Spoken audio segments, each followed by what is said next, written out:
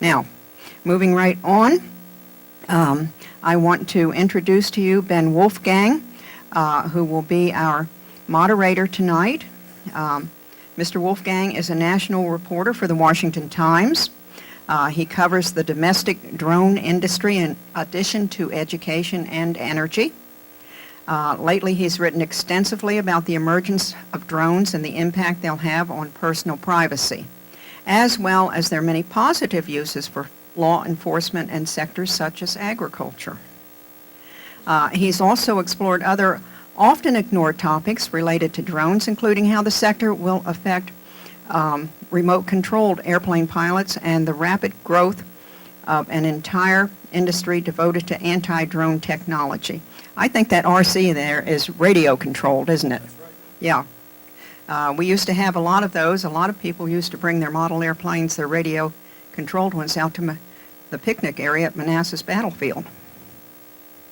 Ben joined the Washington Times in 2011, and before that he spent 4 years as a political reporter in the Republican Herald in Pottsville, Pennsylvania. He covered state and county government. He holds a bachelor's degree in journalism from Shippensburg University. And did you bring your guitar with you tonight? He has other talents. He has other talents he has not mentioned here. So I will turn this over to Mr. Wolfgang. Please welcome him. Well, good evening, everyone, and thanks to the committee, thanks to our great panelists, and all of you for coming out here this evening. I think it's pretty good proof to see all of you out here of the interest in this issue. I write about a lot of different things at the Washington Times, but this is the one topic that consistently gets the most feedback. Anytime the word drone appears in a story, we get a lot of comments, we get a lot of people sharing the story, a lot of tweets, and it's not really much of a surprise. It's a pretty a juicy topic, an interesting one. I've seen some of the technology up close, some of these drones, and it's really quite amazing. You're going to hear a lot more about that tonight, I know, from Carl and others. It's remarkable what these things can do, some of the amazing potential they hold for law enforcement, for first responders. You've already seen, or a lot of us have already seen, what they can do for the military, but it's also a little bit frightening, and I think it's easy to understand why. We're at a time right now when all levels of government, even dedicated public servants like police officers, are sometimes looked at with suspicious eye. And so we're going to delve into tonight how the issue regarding law enforcement use of drones and how that can help make Americans safer, and also some of the challenges and controversies surrounding that. So no matter what your feelings are on this issue, and a lot of people have a lot of very passionate feelings on both sides of the argument, I think one thing we can probably all agree on: this is an issue that needs to be talked about now, and I think it's a good thing that we're having this conversation today in 2013. It's better to have it today than it is to have it in 2014 or 2015. So one thing that's encouraged me as I've covered this industry is there is, to, I think, a large extent, a pretty healthy national debate about this. With a few exceptions, it's largely been a respectful debate. I think it's healthy to get these viewpoints out. You're going to hear a lot of differing viewpoints tonight on a whole host of issues related to this topic. So we're going to make sure that respectful debate continues tonight. When we get to the question and answer session, try and keep your questions brief and in the form of a question, not a declaration or an accusation, please, if you would. And so with that, I think you've heard enough from me. I'm going to introduce our first panelist tonight. Carl G. Schaefer, Jr. has over 30 years of experience in the aerospace, defense, and engineering services industry. He currently serves as the Director of Small UAS Products at Aurora Flight Sciences. Before joining Aurora in 2003, Mr. Schaefer was the President and CEO of FutureLink Incorporated, an engineering consulting firm he founded in 1995. Prior to FutureLink, he worked at the Naval Air Systems Command, or NAVAR, as a senior project engineer for several U.S. Navy and U.S. Marine Corps helicopter, fighter, and unmanned systems development and test programs. While at NAVAIR, Mr. Schaefer was awarded the coveted Senator John D.W. Warner Fellowship for Systems Engineering. He holds 3 patents and is the author of nearly 20 technical papers. Mr. Schaefer holds a bachelor's degree in aerospace and ocean engineering and a master's degree in systems engineering, both from Virginia Tech. He's a doctoral candidate and adjunct professor of electrical and computer engineering at George Mason University, and a resident of Lake Ridge, and lived in Prince William County for more than 20 years. So with that introduction, I'm going to turn it over to Carl. Let's give him a round of applause. Thank you, Ben.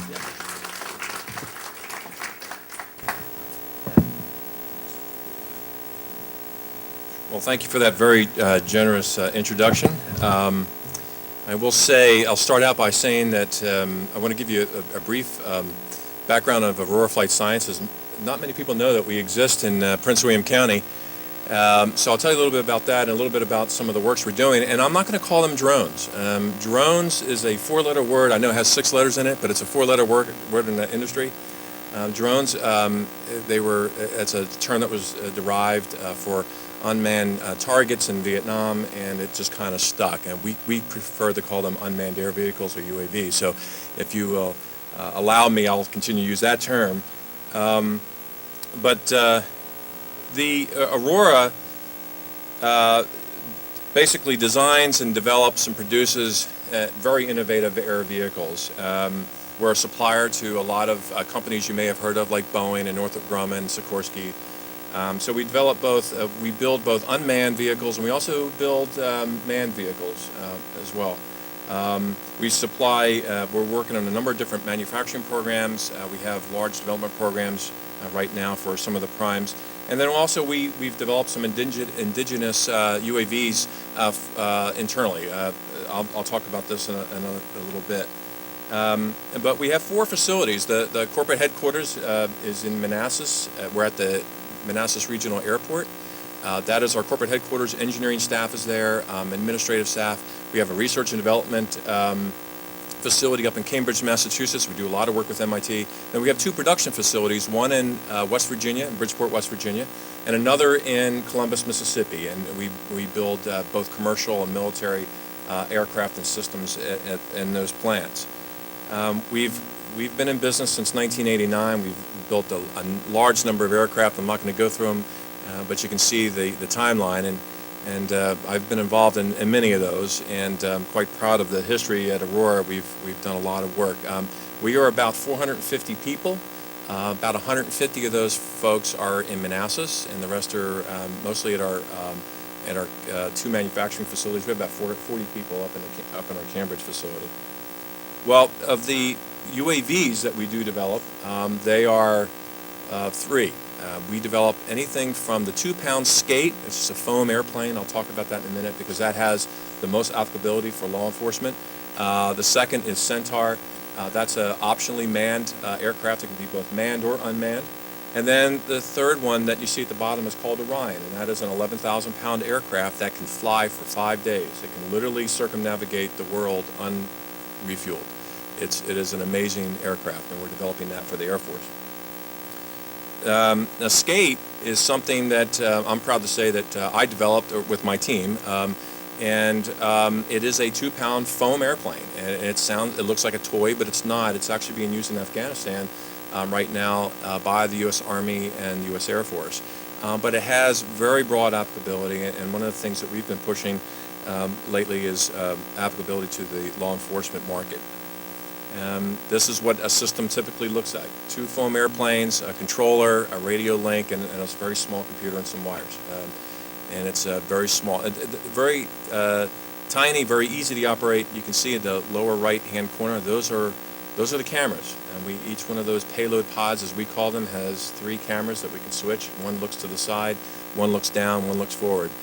These cameras are very, very small, a little bit bigger than the ones in your cell phone, but a little bit smaller than something you would have, say, in a GoPro Hero, for those of you that are familiar with that. So why small UAS for law enforcement? Well, it's a low-cost and very safe asset for a number of important law enforcement missions, including search and rescue, vehicle accidents, disaster response, barricaded subject events or hostage events, as you might know them, and real-time overwatch of special events or demonstrations. And last week, for instance, a small UAS about the size of Skate, a little bit larger, found an accident victim in Canada. He'd been missing for some time. He suffered severe head trauma, but had migrated or had actually crawled away from the vehicle. They couldn't find him. And actually, one of the small UASs that was operated by the Canadian police found him. And then we also know from talking to the Boston police that when the Boston Marathon bomber, the one that ultimately lived and was located and found later in the boat that he was hiding in, helicopters could not find him the first day that they were searching because they were grounded because of a low ceiling, And we know from talking to the folks here that if the skate could have flown in that weather, and we could have probably detected him because we do have some infrared capability, and we might have gotten that person in a day earlier than they had. Finally, this is, well, not finally, but this is the Metrolec SWAT team. They've been trained to use skate. They're not flying it right now, but Metrolec is the SWAT team. Metrolec stands for the Metropolitan Law Enforcement Council. They're outside of Boston. It's a council of a lot of local law enforcement agencies, and the SWAT team is basically shared amongst the various communities around Boston. And this is one of the training sessions with them. So we see broad applicability for the various missions for both law enforcement and first responders that I mentioned earlier. But the challenges for law enforcement. Educating a very wary public and lawmakers on the value of using small UAVs for law enforcement and first responder missions. There's a regulatory environment. Many of the law enforcement agencies, all the law enforcement agencies, if they're going to operate this, have to apply to the FAA for what we call a Certificate of Authorization, or a COA, in order to operate. The FAA is trying to streamline that process, but it's very difficult. It takes a long time, anywhere from 45 days to several months, and they're not always guaranteed that they're going to get one. So I believe that public policy is lagging the immediate need. And then also funding sources. How are the local law enforcement and state and federal agencies going to pay for this? Most are funded using grants.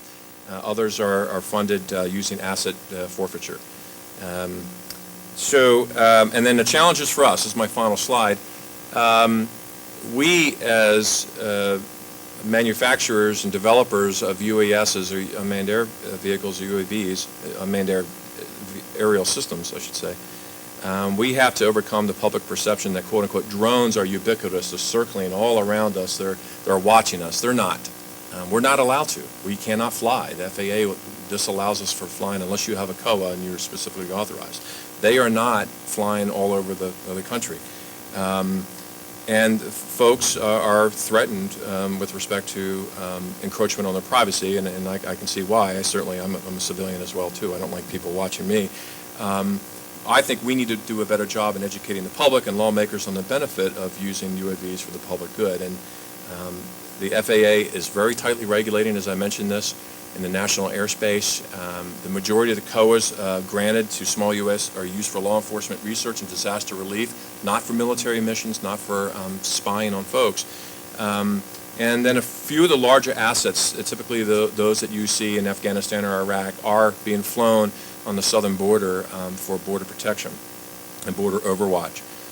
We need to work within the FAA regulatory framework because I believe that they're slow to adopt policies. The technology is just far outstripping the policy making in Washington, and that's become a very big headache, actually.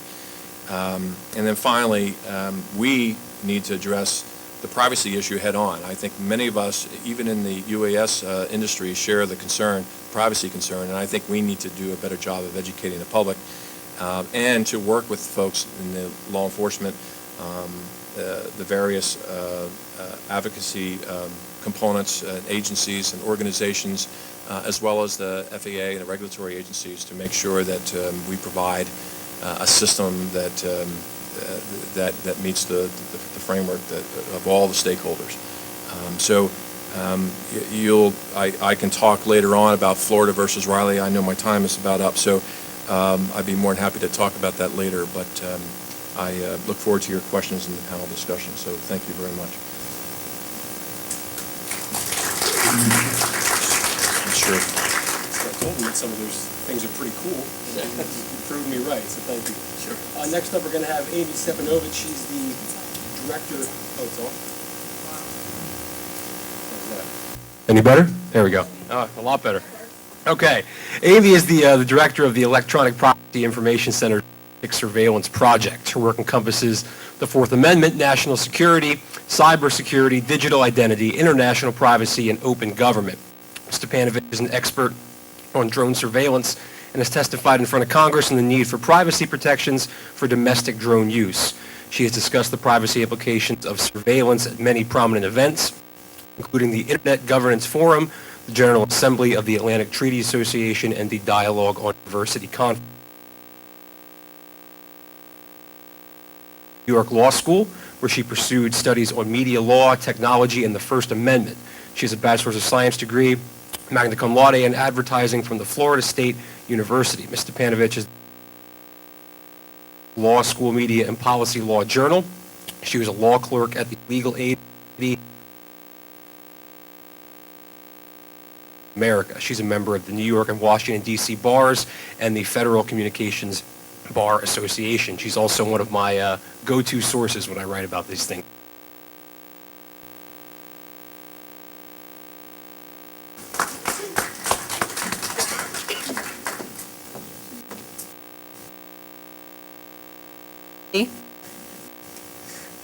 So thank you all for being here. As Ben said, my name is Amy Stepanovich. I'm also very short. I'm the director of the Domestic Surveillance Project at the Electronic Privacy Information Center. EPIC is an independent nonprofit research center in Washington, D.C. We were founded in 1994 to focus public attention on emerging issues involving technology and privacy and civil liberties. EPIC first took up the issue of drone surveillance in 2005 in a report where EPIC noted, "The federal government's redirection of military technology toward the civilian population is troubling. The use of drones gives the federal government a new capability to monitor citizens clandestinely." Drones hit the public spotlight again in 2011. Times reported that a drone owned by, licensed to, and operated by the Bureau of Customs and Border Protection, which is a component of the Department of Homeland Security, had lent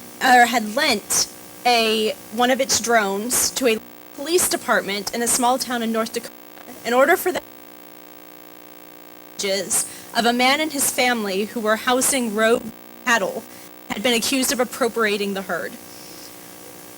This was the look the public received into the agency's program of allowing other entities to borrow and use its drones on missions that were not related to the agency's own statutory mandate. Since then, EPIC has learned, thanks to documents that we obtained under the Freedom of Information Act, that many of the agency's 10 Predator B drones that they operate in the United States are built with technology that allows them to intercept electronic communications and identify human targets. The issues associated with drones took off in February 2012. That year, in February 2012, Congress passed the FAA's Authorization Act and set in motion a 5-year plan to integrate drones into the national airspace.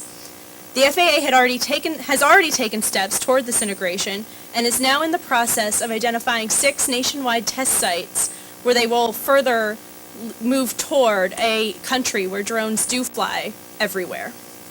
The process is focusing on streamlining licenses for commercial and government drones. The FAA explicitly has no jurisdiction over individual non-commercial drone use.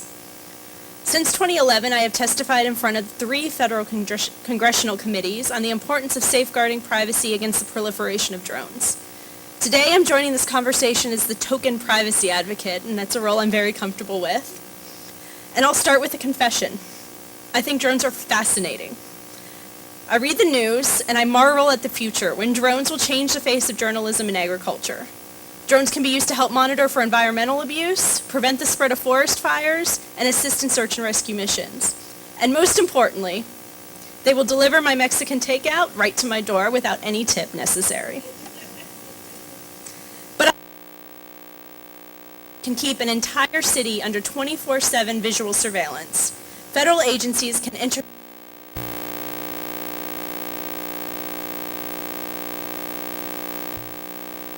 and stalk their victims. Complained that an unidentified man was using a camera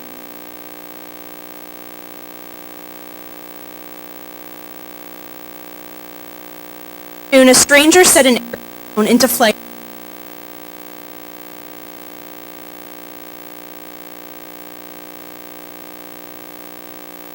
Several minutes, I looked out my 3rd-story window to see a drone hovering a few feet away.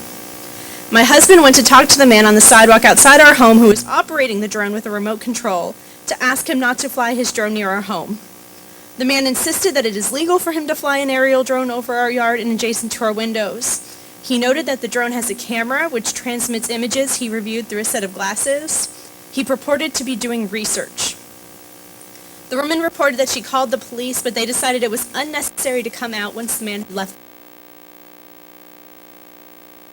Drones can be used. And while in this instance the man may have been in violation of trespass laws, other uses of drones by individuals, corporations, or the government fall into legal gray areas. It is in these areas that I, like the rest of the privacy community, see a unique opportunity to protect individual rights against nefarious drone uses, such as we have not had with previous surveillance technologies.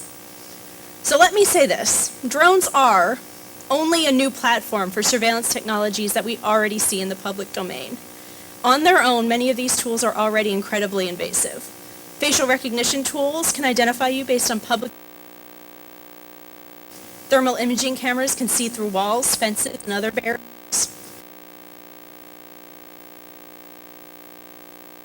And store your license plate and by extension your location in a database. And drones are also likely platforms for stingray receptors, which are fake cell phone towers that can locate, interfere with, and intercept communications from cell phones and other wireless devices. And this is just to name a few. These technologies are out there, and the way that we look at them individually should not change just because we put them on a drone. However, if we pretend that drones don't change the surveillance game, we're simply fooling ourselves. There are substantial legal and constitutional issues involved in the technologies together, compounding their standalone capability. Cheap and simple to conduct surveillance over long distances and for long periods of time, such as 5 days. In many cases, by virtue of their size and design, drones can operate in areas that were previously unavailable to surveillance, next to homes or apartment buildings, over fences within enclosed spaces, or patrolling up and down the sidewalks. And we cannot forget that the technology is developing at an exponentially fast rate. As technologist Bruce Schneier said, expensive and rare is tomorrow's commonplace. Currently, no federal law protects against drone surveillance. Drone proponents often point to the Fourth Amendment to quell fears of persistent drone surveillance, though this doesn't apply to private actors, and it is uncertain how the courts will interpret the amendment when confronted with drone surveillance by law enforcement and other state and federal entities. The Supreme Court has previously held that the Fourth Amendment does not protect against aerial surveillance in most instances. Representative Markey and Representatives Poe and Lofgren have introduced 2 bills in the House that would mandate certain civil liberties protections in drone operations. In the Senate, Senator Udall has announced that he will pursue drone legislation, and Senator Leahy announced that U.S. drone surveillance would be one of the Judiciary Committee's priorities this term. In addition to work at the federal level, over 40 states have introduced legislation regarding drone surveillance. 4 states have passed laws: Florida, Idaho, Montana, and Virginia. 2 states have resolutions with legislation pending, both Alaska and Nevada. These state bills have many things in common, though some take different approaches based on their own local concerns. For example, Virginia, not seeking to become one of the 6 test sites, passed a moratorium on how much drone use by state or local government, passed a moratorium on much drone use by state or local government entities. And I'll leave that for Mr. Klein to discuss later. Cities like Seattle have had luck limiting law enforcement use of drones at the local level. After citizen protests stemming from the purchase of drones by the police, the Seattle mayor passed an ordinance that effectively limited the department's use of drones. Last report showed that the city was attempting to find someone to purchase their aircraft. In addition to legislative efforts, progress has been made at the administrative level of government. EPIC has requested that the FAA implement basic privacy and transparency requirements into their plan to integrate drones into the national airspace.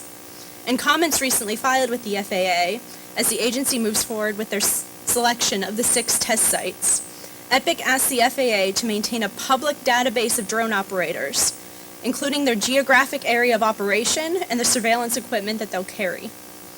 EPIC has also asked the FAA to implement data collection and retention statements to ensure the public notice of domestic drone surveillance operations.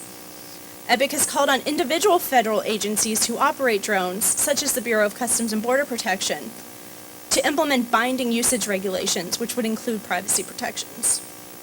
In testimony before the Senate Judiciary Committee earlier this year, I issued numerous recommendations for what lawmakers should consider as they look toward drone limitations. Some of the items that EPIC highlighted were warrant requirements for law enforcement, reporting requirements, updates to Peeping Tom laws to make sure that your neighbors can't spy into your window, use and data retention limitations, and requirements that would foster transparency and public accountability for drone operators. As surveillance technology continues to leap ahead, we need to be ready with accompanying measures to ensure that individual rights are not eroded. I hope you will join me in a conversation about how to protect privacy and civil liberties in the development of the use of drones throughout the U.S. Thank you.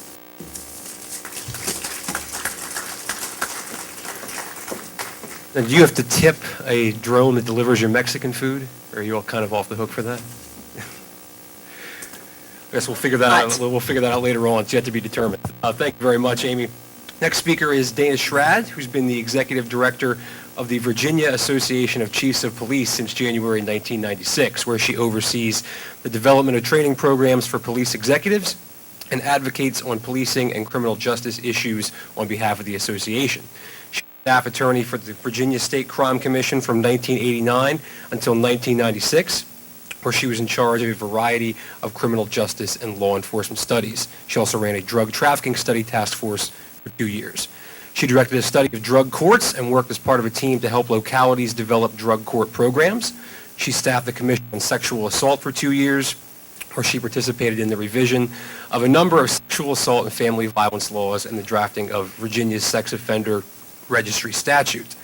Prior to entering law school, she worked at a CBS television affiliate for 10 years, where she was a police beat reporter, executive producer, and assignment editor.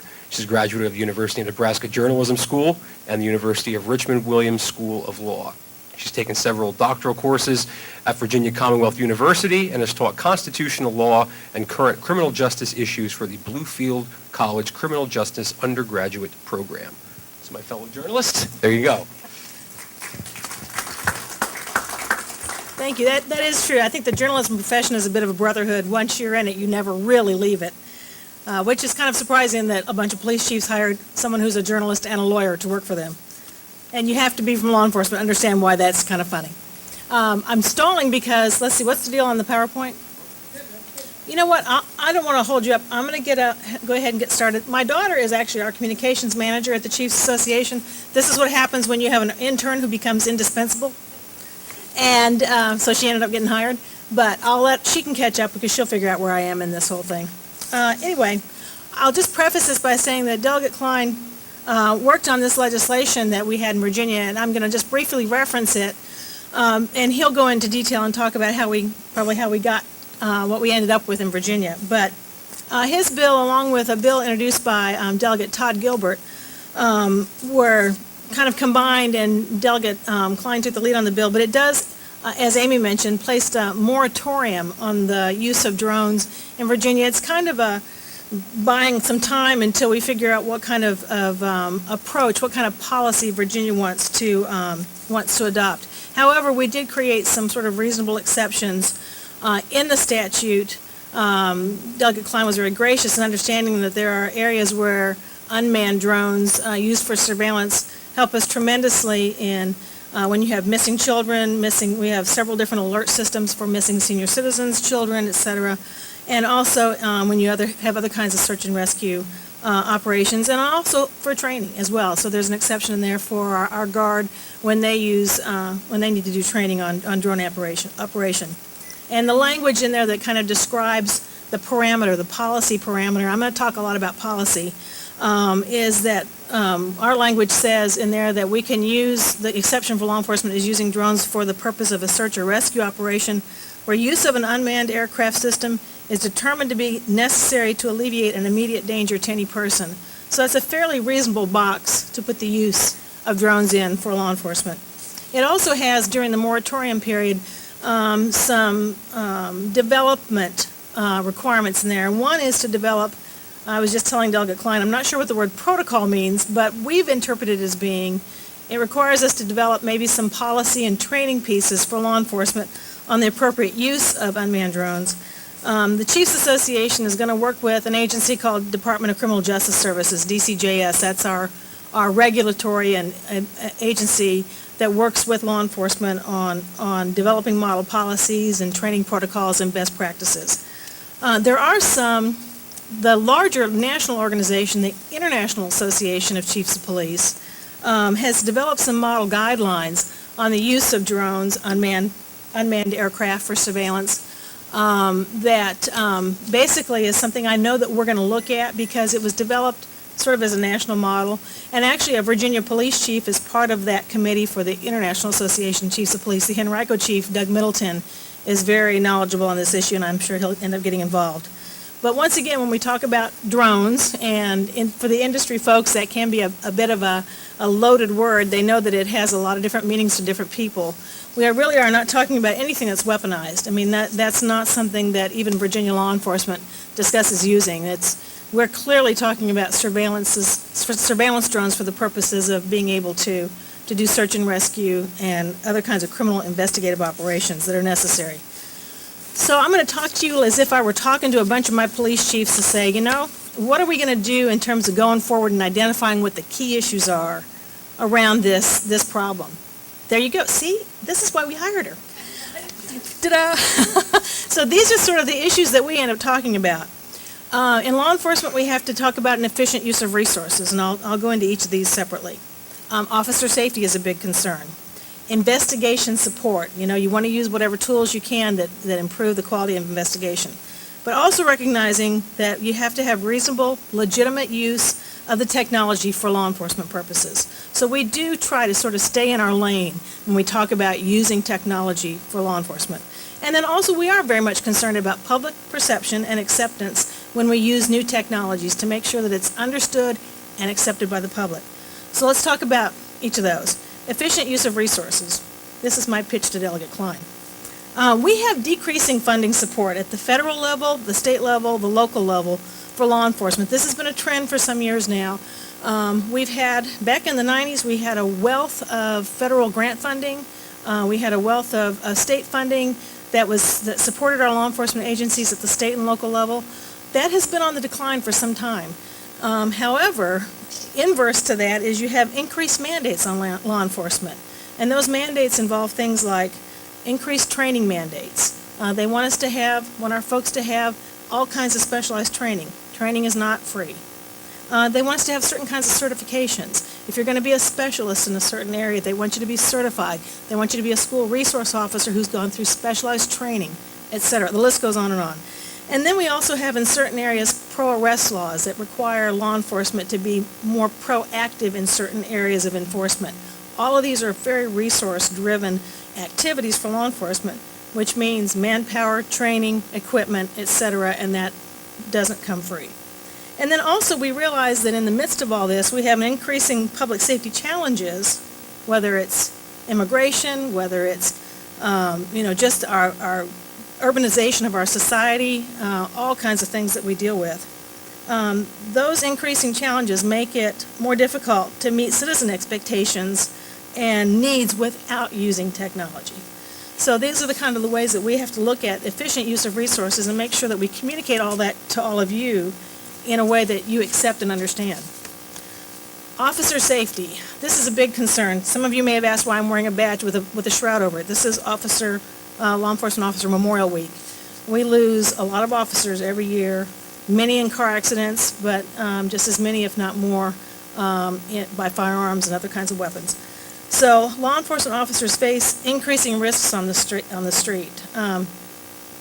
People don't respect law enforcement the way they used to. When an officer yells stop, they don't stop anymore. Okay?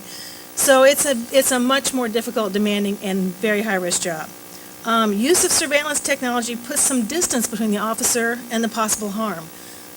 We're able to use different kinds of surveillance technology, for example, for bomb detection. You don't go in and try to pick something up anymore. You have cameras that you can operate, go in. Those are forms of drones that can help you detect a bomb, and you don't put those officers or anybody else in the public in harm's way. Fewer officers being hired means fewer officers to deploy to the scene. And so any other kind of technology you can have out there that puts some eyes on the street, some ears on the street for you in some way, those are assistants to law enforcement to do their job. So that technology does offer those extra eyes that are objective and accurate. And that's the other thing too, is that what you get on a video camera is that accurate depiction of what happened as opposed to an officer's testimony sometime later. And of course, they do everything they can to accurately remember what they see at the scene, and same thing with witnesses. But when you have video, recordings of something that's happened, then you've got something that is accurate and unbiased. Which leads us to investigation support. What you have from cameras, especially when it produces recordings, is you have accurate, direct evidence that assists in criminal investigations. It's one of the reasons now why many of our cars, our vehicles have cameras in the car, because when you do traffic stops, you got the he said, she said, he said situation. That camera records the incident. It protects not only the officer, it also protects the citizen, because you have an accurate depiction of what occurred. Camera surveillance can be quicker to deploy and access than placing officers at the scene. And I'm sure you've all talked about what happened in Boston. Had there not been cameras on the street, we would not have picked up those folks as quickly as they were picked up in Boston. And I think many of you may have heard their next destination was New York. And then recorded images provide fair and accurate evidence that can be superior in quality to an officer's observations, particularly in low light levels, etc. It's one of the reasons why whenever we develop technology for the military to use, and it's declassified, ITT technology that developed night vision, now that's an important piece of equipment for law enforcement to be able to use in low light situations. Privacy expectations. I'm a lawyer. I understand this issue as well, and as with all issues that affect your constitutional rights, we seek balance. So we look for public understanding of the right to privacy may be different than what the law actually allows. And I think if you get in conversations about what you think privacy means, you'll find that it is different than what the law really is. And so we all have different expectations and understanding of what privacy is. We also discussed the fact that there's a difference between, and Amy mentioned this, warranted versus unwarranted surveillance. And for us in the law enforcement world, that means you've gone and you've gotten a warrant from a magistrate, from a court, in order to utilize the surveillance equipment for whatever the limited purpose is, limited time, etc., as opposed to unwarranted situations. Then you got to recognize that you have public versus private use of this technology. If law enforcement, if the government doesn't use it, that doesn't mean that the private sector is not using it also. We do whatever we can to level the playing field with the criminal element out there, and when they've got tools that are better than law enforcement's, we're in a losing game. And then you have long-term investigations versus emergency response. We had the GPS bill that got passed back in 2012 after a federal court decision that said that if you're going to put GPS equipment on a vehicle to surveil, and you've kept that on that vehicle for some time to collect data on the movement of that vehicle, that is a Fourth Amendment search and seizure issue, and so then you have to get a warrant. And then so it's the long-term investigations issue. And then the next being something on a more practical level, limited reasonable use. We have reasonable, legitimate uses of the technology for law enforcement purposes, but as Carl mentioned, this stuff's not in the sky all the time. It may be going down in price, but we have many, many agencies that are never going to afford this technology, or they're going to be able to afford it in a limited way. It's costly to purchase. It's costly also, though, to use and then to train, and there are limits on being able to do that. And then we have this slow shift from human-based to technology-based evidence collection to follow legislative and judicial policy, which is my way of saying, as we use technology, it changes the way that law enforcement does business, and sometimes that doesn't make people comfortable. And so we have to find that balance between using that technology in the place of an officer versus having that officer there. So that last thing being public perception, which is I think a lot of what we want to talk about here tonight. I want to mention that the ever-changing technology is another thing. It puts a burden on law enforcement to keep the public informed. So as we change our use of technology, it's incumbent that we keep you all informed about what we're using it for, how we're using it, how it benefits you, because we're seeking that balance between protecting your privacy rights, but also providing for your safety. Go to the next slide, Aaron, real quick, because I want to mention I'm alluding to things that are beyond drones. Amy mentioned this because really what we're talking about is a larger area of use of surveillance equipment of different types. So we do have license plate readers. We do have high-resolution video surveillance equipment. And there are some places, and I'll just mention, I don't want to go over too long here, I'll mention the Los Angeles Sheriff's Office has got now what they call an integrated command center, where you can pull all of this together, including acoustic gunshot detection, and be able to monitor an event and catch a criminal very quickly, and I can describe that a little bit later if you're interested.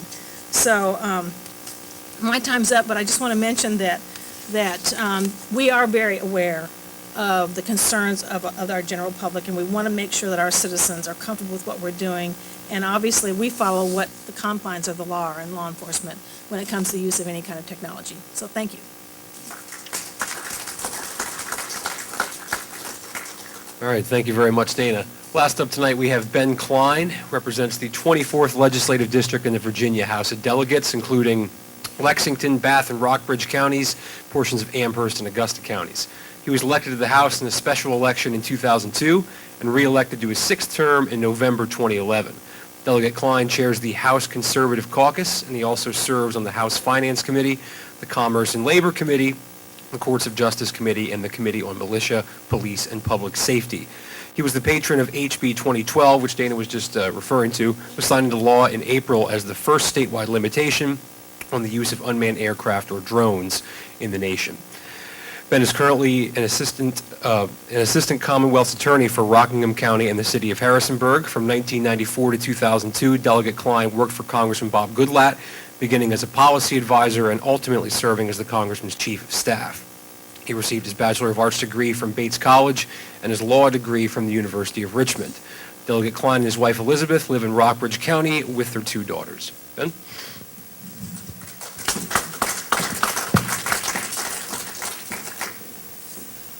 Well, good evening. Thank you for the invitation to be here. It's great to be up in Prince William County at the invitation of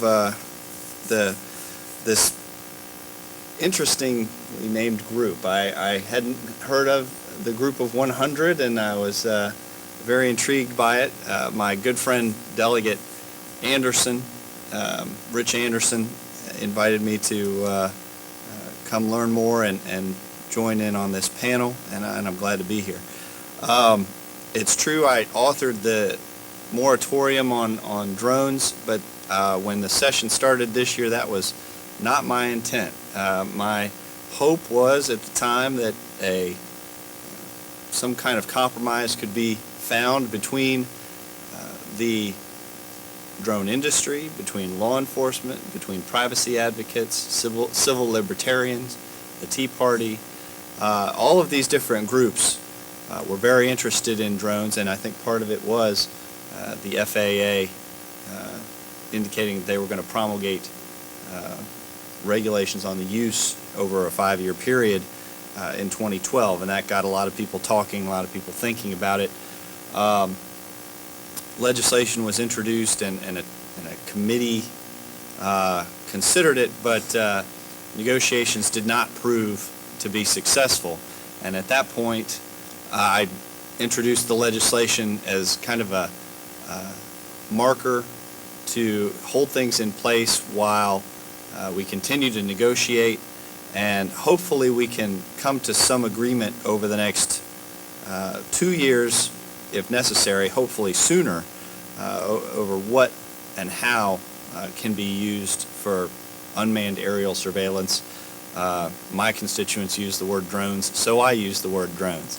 But I think, if you, to answer the question, if you don't tip for your Mexican, the drone just deploys toilet paper and just runs around your tree as many times as it can. No, I'm kidding. But they are fascinating, and tonight we're only looking at a very slim subset, well, half of the potential use of drones. We're not looking at private sector use. Those uses are infinite, and people were talking before and at dinner about someone who used a drone to help walk his daughter to school in the morning. Another use I heard during the session was, you can't make your kid's soccer game, pay a drone company, they'll hover over the field, watch the kids play soccer, and then send you the videotape. You can only make up so many, an unlimited number of potential uses in your mind for the private use of this type of technology. Some of it good, some of it bad. Like all inanimate objects, some things can be, it can be used for good. It can be used for bad. Cars can be used for good things, can be used for bad things. Guns can be used for good things, can be used for bad things. The person behind the use is what's important, and how they use it is important. But we are looking at law enforcement use. As someone who works with law enforcement every day as an assistant prosecutor, I know that law enforcement acts with the civil liberties of the citizens in mind and works to protect those and respects the Fourth Amendment, and would seek to operate within those limitations put in place by the courts. But with new technologies come new challenges, and so what was a standard put in place by the courts in the 1980s dealing with aerial surveillance, which was a plain view standard, essentially if you are going to be operating, you do not need a warrant to operate and surveil things that are in plain view. So if someone is growing marijuana in their garden, in the backyard, and you're looking down from a helicopter, you do not need a warrant for that surveillance. But drones can see this piece of paper, read it from 30,000 feet, and circle 24/7. You have to have more than one to go longer than a couple of days, but the point is made that this is a different level of surveillance. This is a different challenge to the Fourth Amendment. And the rules need to reflect modern technology. So I think there is a consensus among most in the General Assembly that as warrants are required for GPS use, when you're going to stick some kind of GPS surveillance device under a bumper for long-term surveillance of where a car goes for a drug deal or something like that, a similar point is in place for long-term surveillance through the use of a drone. The warrant should be required for that type of long-term surveillance, especially if there aren't exigent circumstances and there isn't an addressed immediate threat to life or limb on a large scale, whether it be something like the Boston Marathon situation or some kind of natural disaster. And to that end, those types of situations need to be thought of as permanent policies are put in place. As we move forward with the legislation, it started out as a clean moratorium. The point was made in the House that there are those kinds of situations where a child is missing, so we put in an exception for an Amber Alert. When a senior is missing, so we included senior alerts, and when a law enforcement officer is in immediate danger, so we have what are called blue alerts, which are already in place and in the code. So we had those three code sections included in the moratorium. When the bill was combined in the Senate, we made a reference in there to ensure that for ongoing search and rescue of a specific individual, that was going to be permitted under the moratorium, and that when our National Guard in Virginia works with the federal government through, and they use those types of technologies through their training in Virginia, our National Guard can still work with our armed forces as they use those types of technologies in their training. So the bill was sent to the governor, who had said on a radio program not a few weeks earlier that he thought that the use of drones by law enforcement was great and that there should not be any legislation to limit that at this point. So we had an uphill challenge when we presented the bill to the governor. But through a lot of conversations with my friends at this table and with others, we were able to work with the governor's office. He sent down amendments to clarify that training, the use of these types of technologies for training exercises should also be included. He expanded the search and rescue language slightly to, as was explained, address an immediate threat to someone's life. There was an incident in Appomattox County where a person on the run was cornered by a helicopter, and the gentleman responded by shooting at the helicopter. If there's an opportunity to preserve law enforcement lives, men and women who are seeking to keep us safe, we should make sure that we make all efforts to do that, to protect their lives. So we did expand that language slightly. Then we also did not want to exclude Virginia as a potential site for one of the 6 test sites for the FAA. So we made sure that training and research and development through cooperation with research institutions like Virginia Tech was not banned under the moratorium. So on campuses doing research with this type of technology, that was also included in the bill. The governor wanted the Department of Criminal Justice Services to develop model protocols. I don't know what those are either. The governor is obviously wanting law enforcement agencies to come up with some proposals over the next 6 months. I'm hopeful that they can come up with some ideas that will lead us to a potential agreement, maybe as soon as 2014 session in January. But there are several law enforcement agencies who would prefer that the status quo be kept in place, which is essentially no limitation other than that which the Constitution provides through the Fourth Amendment and through the courts. So we're hopeful that we can eventually reach an agreement either through regulations or through legislation, and that we can continue to maintain an appropriate balance between protection of civil liberties and law enforcement needs going forward into the future. It's a brave new world, but I am hopeful that this type of activity will stoke some discussion and some solutions from you all, the public, as well as from our panelists. So I appreciate the opportunity to be here, and I look forward to your questions. Thank you. Okay, we're ready. All right, we're good to go. Tape is rolling. So if you guys, whoever has a question, I'll just open it up to you guys. Gentleman right here. You know the routine. State your name and your district. Harry Wiggins, Occoquan Magisterial District. Why should we trust the government? It's a great question.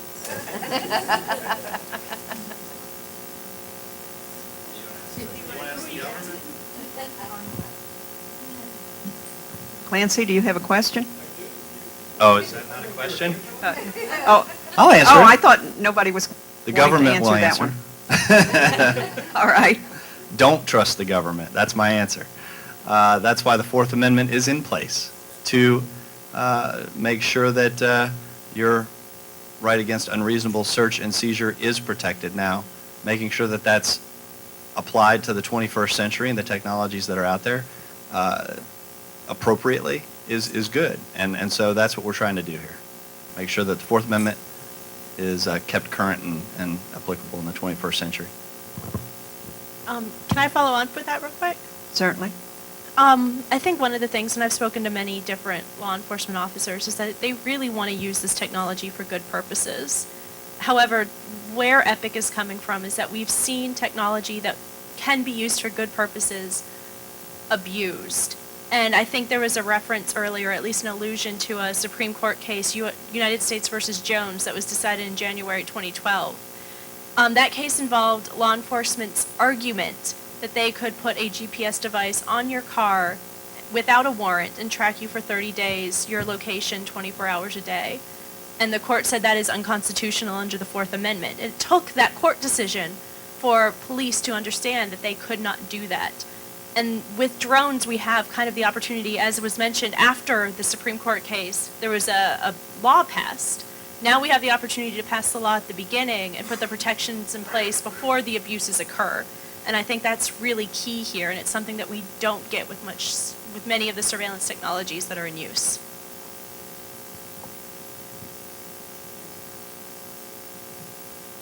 Yeah, I'm Clancy McQuaig from Occoquan. I'm a retired firefighter, and I got a question for Carl primarily, but any one of you geniuses that are with him can address it if you will. I've been working with UAV since 1967, so I've got a little experience under the dam. The number one killer of firefighters is searching empty buildings or firefighters getting lost in buildings. And we need to be able to get some one of these UAVs up over the building that can actually tell whether there's a person either lost or needing rescue, or there's no one in the building, so they don't have to enter the building. And I don't know whether Carl can come up with a solution like that.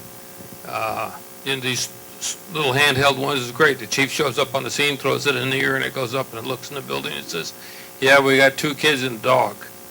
Or it goes up and looks around and says, there's nobody in there, stay out. There's no reason to put live people into a burning building unless you got a hose line with you. Can you do that sort of thing? Sure. In fact, we were in discussions with the Seattle Fire Department because they had very similar issues and concerns.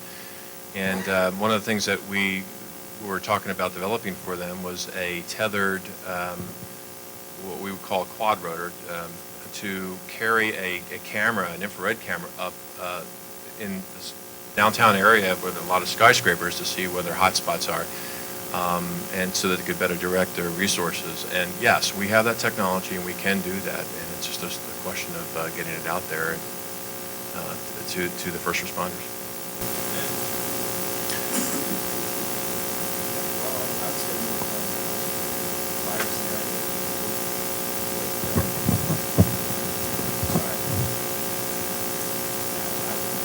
I think that any permanent policy put in place would allow for some kind of situation that you described involving a fire and someone in danger.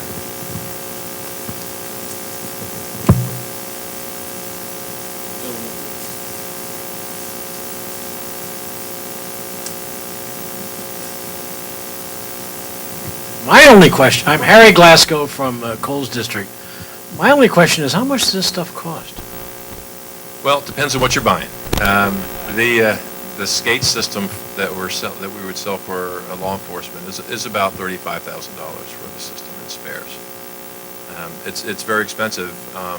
It has a lot of capability, but one of the things I'm concerned about as a UAV supplier is that because of the bans that are the moratoriums that are being put in place, for instance, in Virginia, a lot of the law enforcement, well, I won't say law, I am aware of several law enforcement agencies that are going to places like Brookstone and buying the AR Parrot, which is a quad rotor with a camera, and it can be flown with your iPad or your iPhone, and they are using that. They're getting around, they're skirting this so that they can locate barricaded subjects and support accident investigations. I know of 2 sheriff's departments in Arkansas that are doing that. So the technology is there. There are inexpensive ways to do this, but our system is it can be purchased through grants and through some other means, asset forfeiture, for instance. And no matter how expensive they are a very small amount compared to helicopters and other aerial surveillance. Both maintenance and purchase price is much lower. Brian Moriarty. I'm here with Westminster, and I'd like to ask you about the fact they've showed it on TV. The small drones that evidently are made, even that kids can use them, exist right now. My understanding is you can get them in the appropriate store, and those being used, we really have people using drones, which we have to recognize. I hope that they're told in some way about the current moratorium and what the regulations are so that no incident would be occurring. Is there any type of announcements, public relations, information being sent out for people to know about this?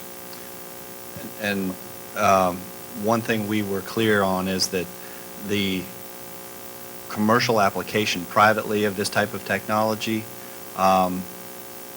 we didn't see a need to limit that at this point. There are laws in place for peeping Tom laws and things like that, where abuse of those types of technologies by a private citizen would be enforceable under current laws, criminal laws. But just the use of the technology by private individuals the government should not be limiting that type of commercial technology. It should be encouraged, and in fact, Virginia should be a center for innovation when it comes to development of that type of technology. There are a lot of jobs, a lot of great potentials for that. It's when government is using that type of technology that government needs to be limited. That's the whole purpose of the Fourth Amendment, and that's the whole purpose of the moratorium. Amy mentioned something about the GPS bill that was passed last year after the U.S. versus Jones case was decided by the Supreme Court, and that dealt with, she mentioned something about, law enforcement using GPS tracking until that decision was adopted by the court. Keep in mind that private investigators still do that. They have not been limited in any way. So if you hire a PI to chase your philandering spouse, they may in fact do that, especially if it's a jointly owned vehicle and you give them permission to put, GPS monitoring under your husband or wife's vehicle.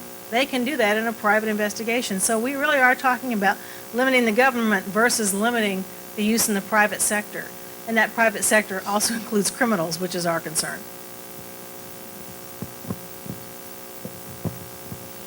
Carol Nagel. I live in the Gainesville district, and I just wondered if you could give us maybe 4 or 5 specific things that would be the parameters that would make you comfortable with removing the moratorium. Well, I'm not going to speak for the coalition that's working right now to come up with a consensus, but if government is going to use this type of technology to surveil beyond the current court limits that are in place, i.e. line of sight, what's in plain view, use of infrared. They're going to hover over your house and see through your roof using infrared, then they ought to have to get a warrant. If they are going to use something other than reasonably some type of visual aid, some kind of telescoping technology that's going to allow them to see from 30,000 feet through to the very small amounts, perhaps a warrant should be required at that point. If they're going to be up longer than 24 hours, maybe a warrant is required, or a certain amount of time. The GPS decision was a good kind of roadmap. The problem is with the GPS decision, when the court struck down the use of that technology, law enforcement was stuck. They had trouble surveilling potential criminals for a long period of time. They needed to put something in place fast, so they were at our door immediately. We need to pass a law to let us use this quickly. We're in the inverse in this situation, where law enforcement's free to use it until the courts say they can't. Right now, we're the ones knocking, the privacy rights advocates are the ones knocking at the door saying, we need a law. And It's a different scenario down in Richmond right now, and we're trying to work cooperatively. So hopefully we'll get there.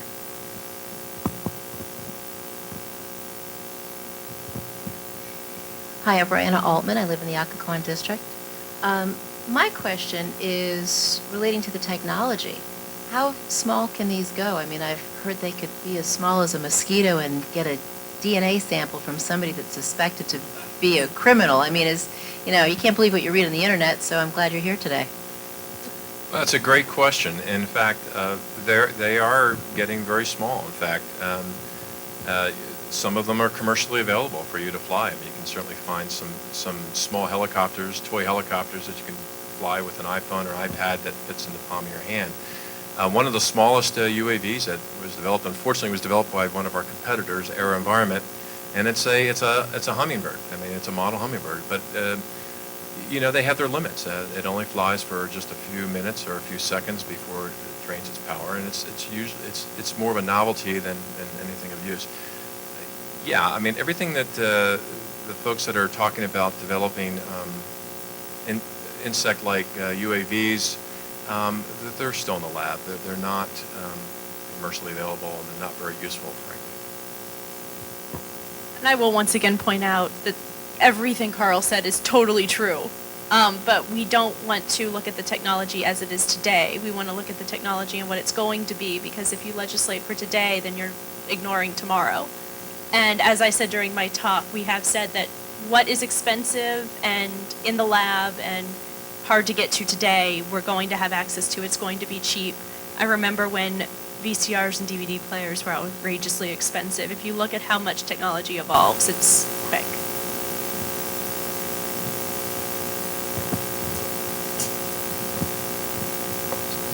Scott Bellin from the Neabsco District. I guess this is for Dana, partially, and maybe Delegate Klein. The difference between, obviously, the unwarranted and warranted use of these. Warranted, you've made a reasonable case for it, and the courts have approved it. But the unwarranted video, how long do you think is a reasonable amount of time to keep that before you destroy it? Cameras, I mean, you only have to look at the amount of data that Google can keep, or if you read the stories about NSA data centers they're building out in, I think, Utah. They can keep everything ever at the rate that they're going with the money that they spend on that stuff.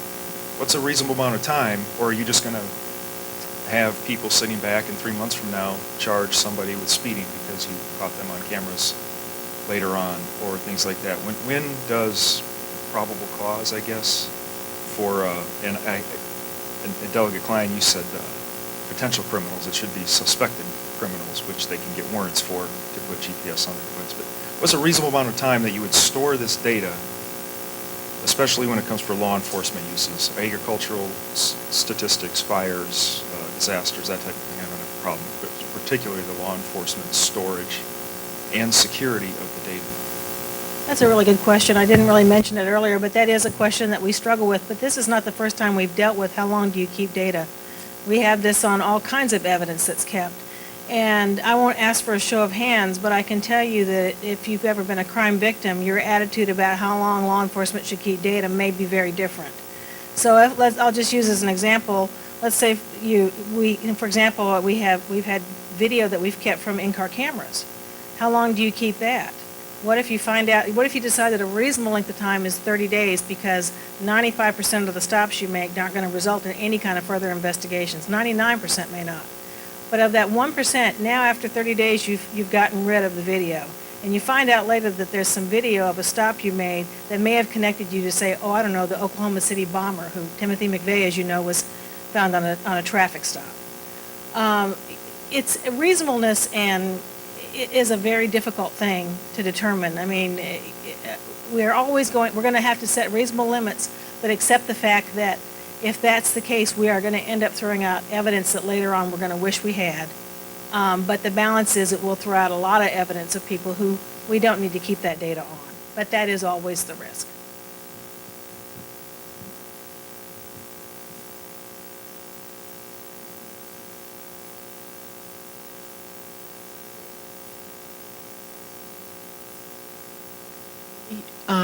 I'm really impressed by your presentation. and knowledge. My next-door neighbor, before I moved to this place, worked for Homeland Security, and he talked to us about the cartels in Mexico using these unmanned vehicles. They had subs and the unmanned vehicles to do drops in the United States. It seems to me, tying this further with the immigration issues, with crime, and also the good factors of using this, that when you go in to ask for money, that the value is outweighing the negativity. The cost value that you get back from using these would outweigh, I'm not phrasing it right, but you know where I'm going. A few things. First of all, in what the government defines as a border area, we all have lower constitutional rights. They're able to conduct greater amounts of surveillance and collect more data in those areas. The government currently defines the border area as 100 miles from any land or sea boundary of the United States.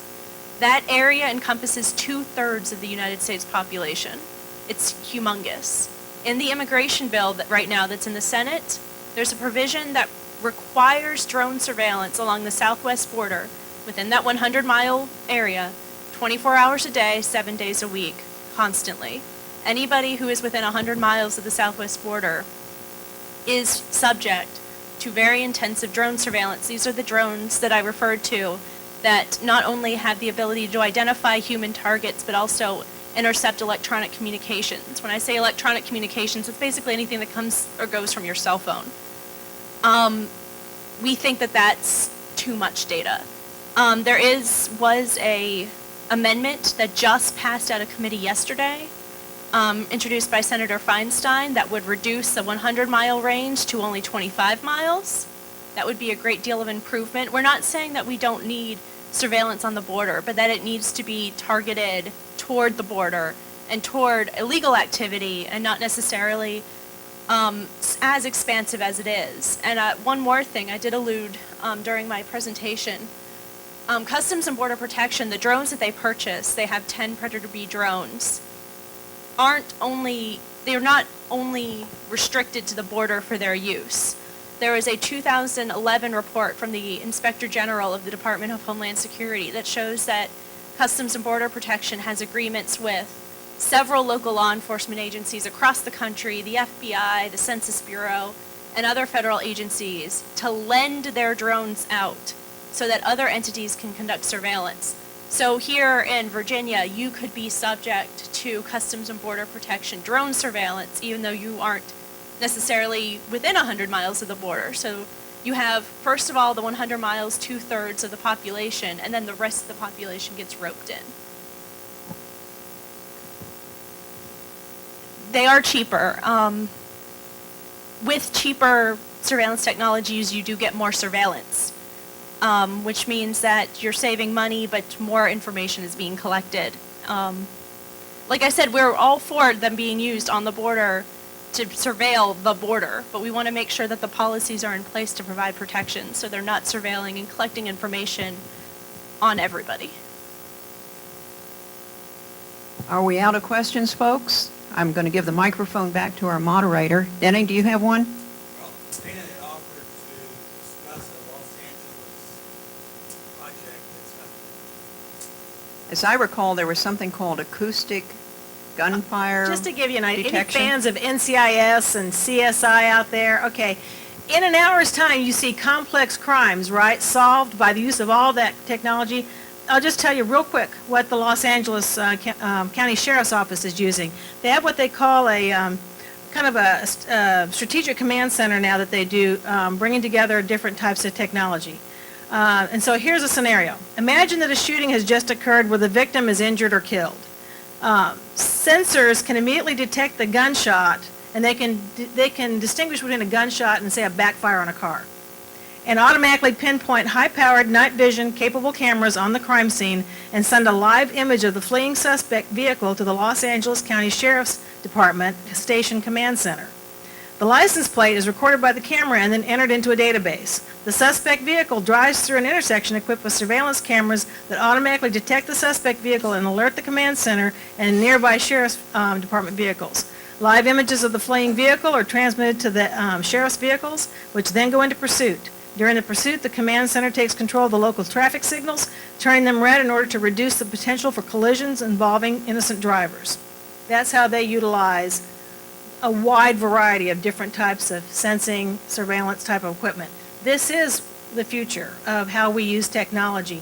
Some of that, for those of you who feel better protected by having that, if you're the person who is held hostage in the fleeing vehicle, or it's your child or whatever, you're all for that.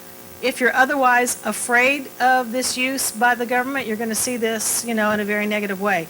That's why this is a polarizing issue. It kind of depends on what your personal experience is and whether or not you've ever been a crime victim, ever needed this kind of assistance, ever had any kind of experience like this. So that's why this is such an interesting debate, I think, for all of us.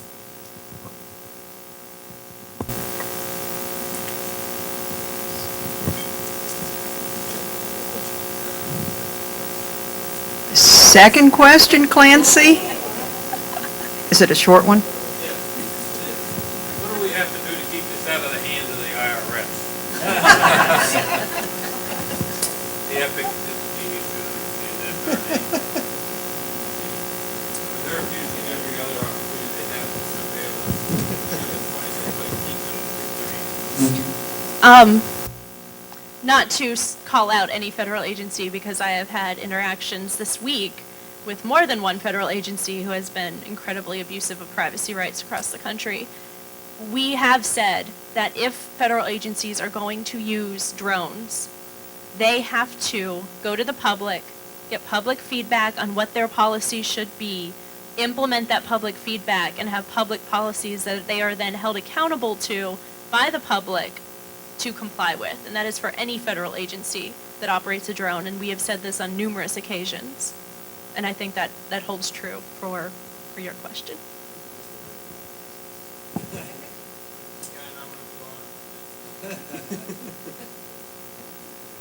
All right, well, if there's no other questions, thanks to our four panelists, thanks to the committee for hosting this event. You guys got a good primer course tonight on law enforcement use of drones, and you should be glad you did, because this is something that's only going to become a hotter issue as we move forward from here. So thanks to all of you for coming, and thanks to our panel once again.